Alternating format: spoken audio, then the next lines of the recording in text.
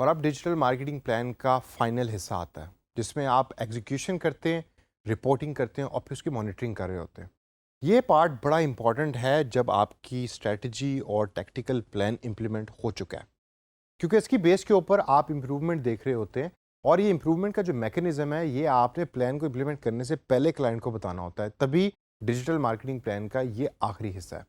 ये स्टार्ट होता है पोस्टिंग से, यानी कि पोस्टिंग किस तरीके से होगी, कितने बजे होगी, उसका पूरा प्लान क्या होगा। ये पोस्टिंग कैलेंडर से मिलता जुलता है कि जो आपने कंटेंट स्ट्रेटजी के पोर्शन में भी डाला है। पोस्टिंग के बाद अगली जो स्टेप है वो आता है रिपोर्टिंग का।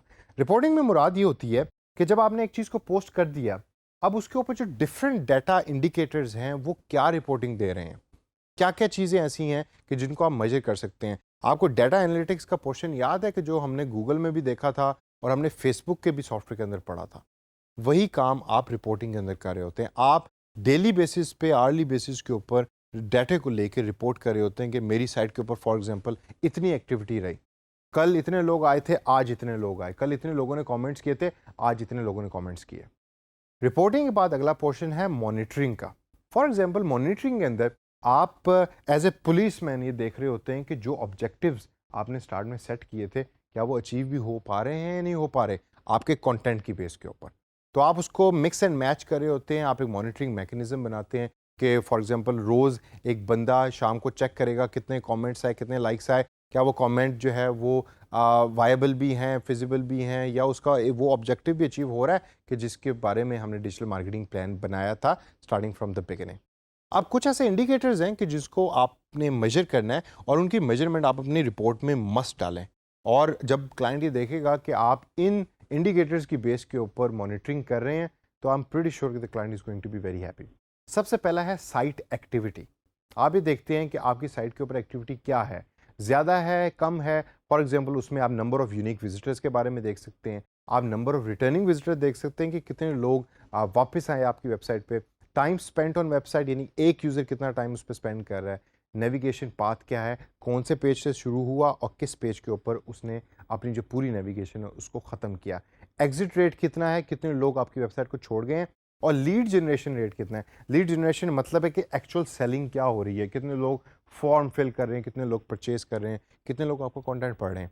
ये है सारी साइट एक्टिविटी। और ये जो तमाम पॉइंट्स जो मैंने आपको अभी बताए हैं, ये एक मैट्रिक्स बनाता है। तो आप अपनी जो डिजिटल मार्केटिंग की रिपोर्ट है उसमें आपने एक मैट्रिक्स बनाना है। मैट्रिक्स मीन्स एक टेबल।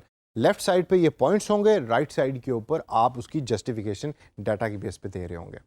फिर अगला पॉइंट आता है सेल्स एंड रेवेन्यू का, यानी कि साइट एक्टिविटी के बाद अब आप देखते हैं कि सेल्स और रेवेन्यू कितना जनरेट कर रहा है आपका ऑनलाइन ये डिजिटल मार्केटिंग प्लान जो आपने बना के दिया क्लाइंट को। उसमें आप रेवेन्यू पर कस्टमर के बारे में बात करते हैं, उसमें आप टोटल रेवेन्यू देखते हैं, टोटल सेल्स को देखते हैं, कन्वर्जन और रिस्पॉन्स रेट को देखते हैं, और रेवेन्यू पर चैनल भी देख रहे होते हैं, यानी फेसबुक के थ्रू इतना रेवेन्यू और गूगल एडवर्ड्स के थ्रू इतना रेवेन्यू हमने जनरेट किया। फिर प्रॉफिटेबिलिटी रिपोर्ट आप बना रहे होते हैं जिसमें आप कॉस्ट पर लीड निकालते हैं कि जी एक लीड को जनरेट करने के लिए हमारी 5 रुपये कॉस्ट आई। प्रॉफिट पर कस्टमर को देख रहे होते हैं, और आरओआई यानी रिटर्न ऑन इन्वेस्टमेंट क्या है उसके बारे में भी डिस्कशन कर रहे होते हैं।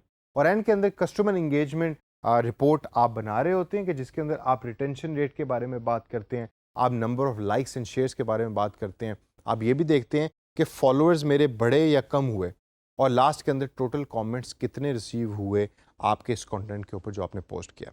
अभी जो पॉइंट्स मैंने आपको बताए हैं इन तीन चीज़ों के हेड के अंदर, ये तमाम वो पॉइंट्स हैं कि जो आपने यूज़ करने हैं अपने डिजिटल मार्केटिंग प्लान के एंड के अंदर। और जब आप ये तमाम पॉइंट्स यूज़ कर लेंगे तो इवेंचुअल गोल जो एक डिजिटल मार्केटिंग प्लान का होता है वो होता है ब्रांड रेपुटेशन। और अगर ब्रांड रेपुटेशन को आप मेजरमेंट की तरफ लेके जाएं, जो एक बड़ा इंपॉर्टेंट इंडिकेटर भी है, तो उसमें जौन जौन सी चीज़ें यूज़ होंगी, उसमें टॉप पे आप मार्केट शेयर देखेंगे, सेकंड नंबर के ऊपर सर्च इंजन रैंकिंग देख रहे होंगे कि आपकी वो तमाम एक्टिविटी क्या सर्च इंजन रैंकिंग के अंदर भी अपीयर हो रही है कि नहीं हो रही। पॉजिटिव और नेगेटिव कंटेंट्स का मिक्सचर देखेंगे कि कंटेंट जो कमेंट्स आ रहा है कंटेंट के ऊपर वो पॉजिटिव आ रहे हैं कि नेगेटिव आ रहे हैं। और लास्ट के अंदर मीडिया ऑडिट भी आप कर रहे होंगे कि जो मीडिया आपने यूज़ किया क्या वो रेलेवेंट था और ब्रांड रेपुटेशन उसकी बेस पे बढ़ी या नहीं बढ़ी। और यहाँ आप डिजिटल मार्केटिंग प्लान का जो डॉक्यूमेंट है वो फिनिश कर दे देंगे और एंड कर देंगे।